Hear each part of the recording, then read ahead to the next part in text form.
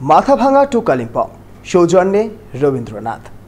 আজ কবির জন্মদিনের সকাল থেকে বিকেল অবধি কালিম্পংয়ে কবি রবীন্দ্রনাথ ঠাকুরের এক সময়ের বসবাসের ভবন চিত্রভানুতে হলো দুর্দান্ত নানা অনুষ্ঠান।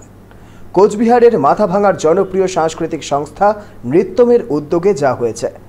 আমোদরিয়ার নিজের পক্ষে কল্যাণময় দাস সেখানে উপস্থিত ছিলেন। আসুন আমরা সেই অনুষ্ঠানের উদ্যোক্তার কথা শুনে নেই। এবং আজ শুক্রবার 25শে বৈশাখে কালিম্পংয়ের চিত্রভানুর সেই অনুষ্ঠানের ভিডিও দেখুন কল্যাণময় দাসের ক্যামেরায়। কবিতার অতীন্দ্রিয় দিব্য দৃষ্টিতে খুঁজে পেয়েছেন তার জীবন দেবতাকে অনন্ত ব্রহ্মাণ্ড মাঝে আনন্দ সভা ভবনে।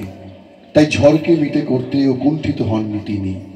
প্রকৃতির সাথে একাত্ম হয়ে হৃদয়ের সমস্ত দ্বিধাকে দূরে সরিয়ে রেখে জীবনের অমৃত রসধারা অঞ্জলি ভরে পান করেছেন। গেয়ে উঠেছেন, টুকরো করে কাছি আমি ডুবতে রাজি আছি, তোমার খোলা হাওয়া লাগিয়ে পারে। সকল রাত্রি বেলা ঢেউগুলো যে আমায় নিয়ে করে কেবল খেলা, ডুবতে রাজি আছি তোমার খোলা হাওয়া। আমি কোথায় পাবো তারে, আমার মনের মানুষ যে আমি কোথায় পাবো তারে, আমার মনের মানুষ যে হারায় সেই মানুষে তার দেশে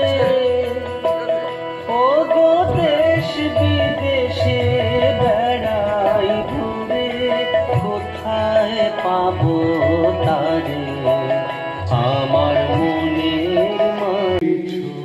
1312 সালে শরৎকালে লেখা এই গান স্বদেশ পর্যায়। এই গানের ভিতরে যে আত্মশক্তির খোঁজ আমরা পাই, সেখানেও আছে লোকায়ত গানের সাধন মার্গের কথা।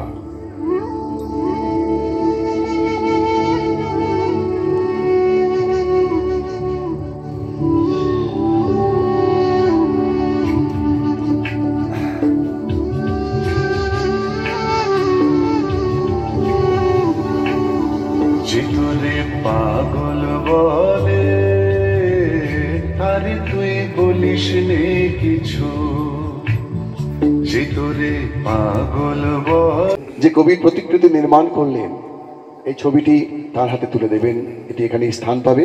শিল্পী চিত্রশিল্পী বিক্রমজিৎ ভৌমিককে বলবো তার নির্মাণ, তার হাতে তৈরি এই কাজকে আমাদের অফিসার ইনচার্জ সুভদ্রা গিরির হাতে তুলে দেবার জন্য।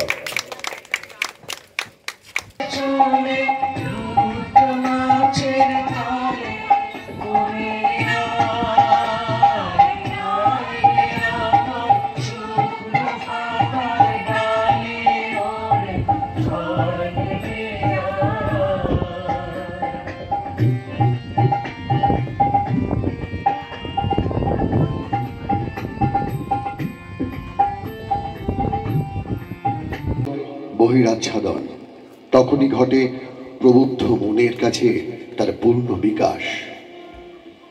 ওরে ঝড় নেমে আয়,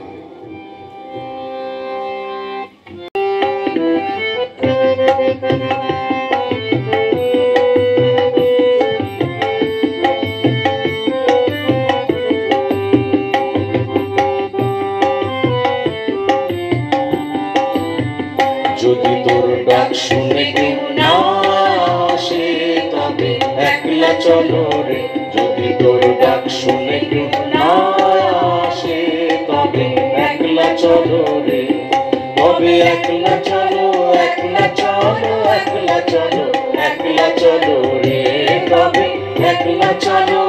তোর ডাক শুনে কেউ না আসে তবে একলা চলো রে, যদি তোর ডাক শুনে কেউ না আসে তবে একলা চলো রে, তবে একলা চলো, একলা চলো, একলা চলো, একলা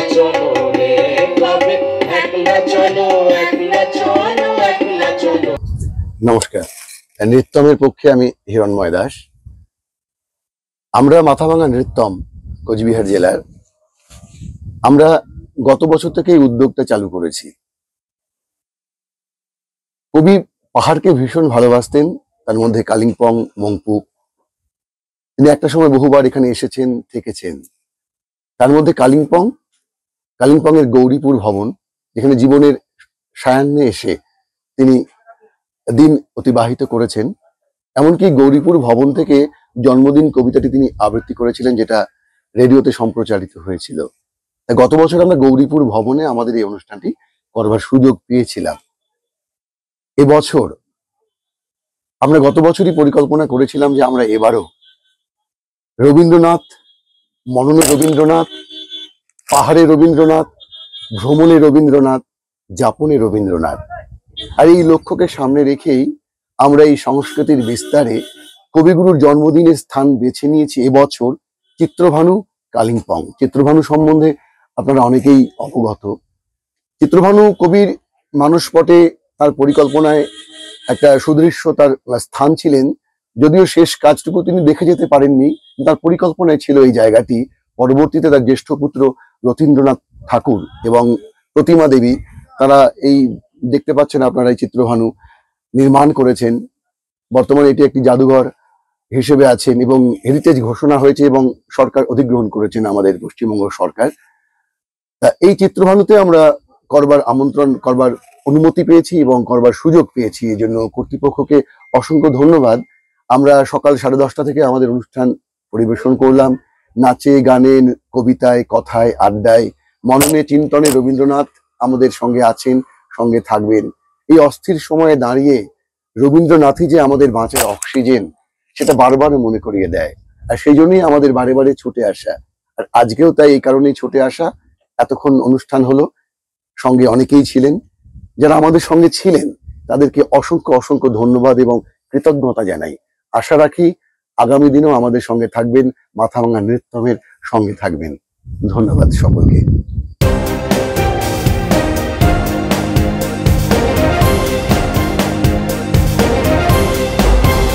Amudoria News, Voice of the Marginal.